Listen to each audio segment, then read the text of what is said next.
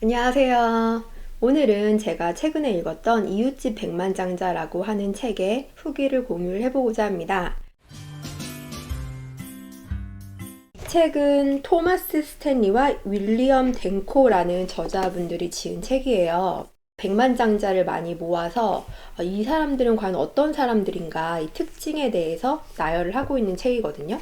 이 글쓴이들은 부자가 되는 방법을 연구를 시작한 거예요. 부자 동네에 가서 그런 사람들이 어떻게 살고 있나 라는 걸 조사를 한 거죠. 근데 알고 보니까 부자 동네에 사는 사람들이 오히려 부자가 아닌 경우가 많았다는 거예요. 상당한 부를 가지고 있는 사람들이 오히려 좋은 동네에 살고 있지 않다는 거예요. 그리고 1세대 백만장자들을 초대를 해서 인터뷰를 했대요. 1세대 백만장자라는 건 유산이나 이런 걸로 백만장자가 된 게 아니라 자기가 직접 노력을 해가지고 자수성가를 한 백만장자를 얘기하거든요. 근데 처음에 이 사람들 딱 보고 이 사람들이 생각한 게 저 사람들은 백만장자처럼 보이지도 않고 백만장자처럼 옷을 입지도 않았고 그렇게 행동을 하지도 않고 먹지도 않는다는 거예요. 그래서 이 글쓴이들이 그러면 이 백만장자들은 이제 어떤 사람들인가 조사를 해봤어요. 그랬더니 첫 번째는 평균 연령은 57세였고요. 결혼을 한 사람들이었대요. 그리고 백만장자 중에 5명 중에 1명은 퇴직을 한 상태였고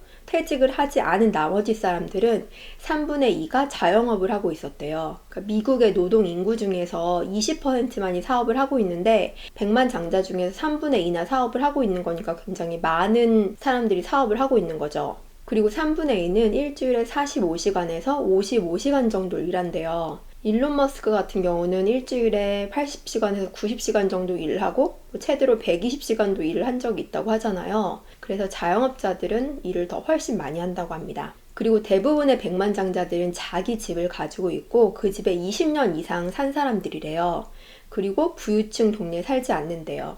부자 동네에 살지 않으면 우선 집값도 저렴하죠. 그리고 재산세도 저렴하죠. 그리고 이웃집 사람들이 고급차를 타는 사람들이 없잖아요. 그렇기 때문에 자기도 고급차를 타지 않게 되고 그러면서 돈을 더 모으기가 쉬워졌다는 거예요. 그리고 옷에 돈을 많이 쓰지 않아서 대부분 값싼 양복을 입고 국산 자동차, 그러니까 이 사람들은 미국 사람들이기 때문에 미국산 자동차를 몬대요. 그리고 이 중에서 80% 정도 되는 사람들이 현금으로 차를 사고 나머지 20%는 리스를 해서 차를 소유한대요. 그리고 백만장자 중에 4분의 1이 신차를 가지고 있고 최근에 차를 구매한 사람들 중에서 37%가 중고를 구매한대요. 전형적인 백만장자들의 경우에는 지금까지 가장 비싼 차를 사는데 29,000달러, 그러니까 지금 현재 환율로 치면 약 4천만 원 정도를 지불했다고 합니다. 백만장자 중에 어떤 사람이 한 얘기가 자기 이제 차를 살 때 새 모델이 있고 중고차가 있잖아요. 근데 새 모델이 중고차에 비해서 한 2만 불, 그러니까 한국 돈으로 따지면 3천만 원 정도 더 비쌌다는 거예요. 근데 자기가 곰곰이 생각을 해봤대요.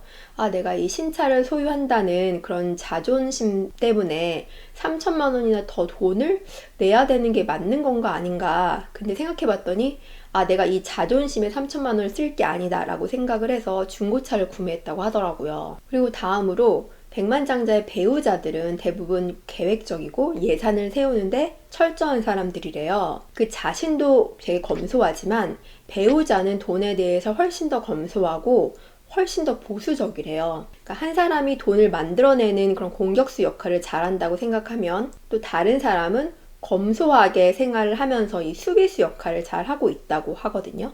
그래서 백만장자한테 당신의 가족이 의식주 비용으로 1년에 얼마 정도 쓰시는지 아세요? 라고 이제 물어봤을 경우에 3분의 2 정도는 내가 알고 있습니다 라고 했다고 했고요. 고소득은 올리지만 백만장자가 아닌 사람들 있잖아요. 그 사람들은 오직 3분의 1만이 내가 어느 정도의 금액을 의식주에 쓰고 있는지 알고 있다라고 했다고 합니다. 그리고 고소득을 올리지만 백만장자가 아닌 사람들 있잖아요. 그런 사람들은 자신의 높은 생활 수준을 유지하기 위해서 일을 하고 그런데 여가 시간을 많이 보내지만 백만장자 같은 경우는 자신의 부를 증가시키는 일에 여가 시간을 많이 보내고 또 일 자체를 좋아한대요. 그래서 여가 시간에 자신이 가지고 있는 부를 어떻게 늘릴 것인가 전략 같은 걸 짠다든지 아니면 자신의 투자 포트폴리오 같은 거를 점검하고 이런 데 시간을 많이 보낸다 그래요. 그리고 대부분의 백만장자들은 학력이 높다고 합니다. 대부분은 고학력자들이고요.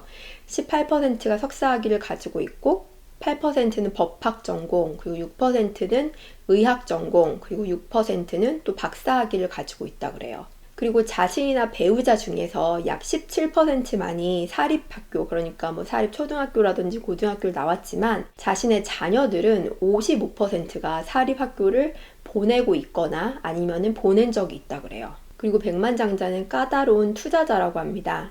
투자 결정은 스스로 내린다고 하는데요. 이것도 제가 저번에 읽었던 돈의 속성이라는 수천억의 자산을 가진 김승호 저자분께서 책에 쓴 내용이랑 비슷하다는 생각이 들었거든요. 그리고 마지막으로 백만장자는 구두쇠래요. 그러니까 이 두세 시간 정도 인터뷰를 하고 150달러에서 250달러를 줬는데, 그러니까 이게 원화로 따지면은 뭐 15만원, 35만원 정도 되는 돈이거든요. 이 돈이 물론 큰 돈이지만 이 백만장자한테는 그렇게 큰 돈은 아닐 거잖아요. 그럼에도 불구하고 이 돈을 받으려고 엄청나게 열심히 인터뷰를 했다는 거예요.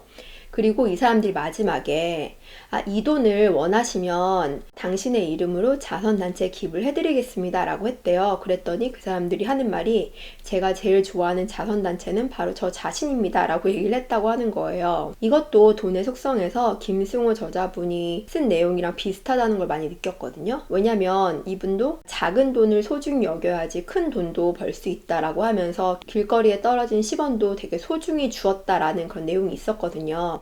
정말 이 백만장자들은 이렇게 생활을 하나 보다 라는 생각을 많이 하게 됐습니다. 제가 이 책을 읽고 나서 가장 크게 느낀 거는 그 전에는 이 검소하다는 거에 대해서, 그러니까 내가 어떤 검소한 뭐 일을 하고 있을 때 내가 이거 너무 좀 찌질한 게 아닌가, 이렇게 왜 이렇게 막 돈을 아껴가면서 살아야 되나, 이런 식으로 약간 좀 부정적으로 생각하는 면이 많았다고 한다면 그런 생각을 아예 벗어나게 해준 것 같아요. 지금은 백만장자도 이렇게 검소한데 나도 정말 검소해야겠다 이런 생각을 많이 했고요. 그리고 두 번째는 내가 살고 있는 집보다 더 좋은 집에 살고 싶다, 혹은 내가 지금 가지고 있는 자동차보다 조금 더 업그레이드를 해야 되지 않을까, 이런 생각을 가끔 했었는데 지금은 그런 생각이 아예 없어졌고요. 오히려 이런 데 돈을 쓰지 말고 검소하게 사는 거에 대해서 더 집중을 해야겠다라고 생각을 하게 됐어요. 그래서 저는 이 책을 읽고 많이 배울 수 있었던 계기가 됐던 것 같아요. 오늘 영상도 봐주셔서 감사드리고요. 다음 영상에서 또 찾아뵙도록 하겠습니다. 감사합니다.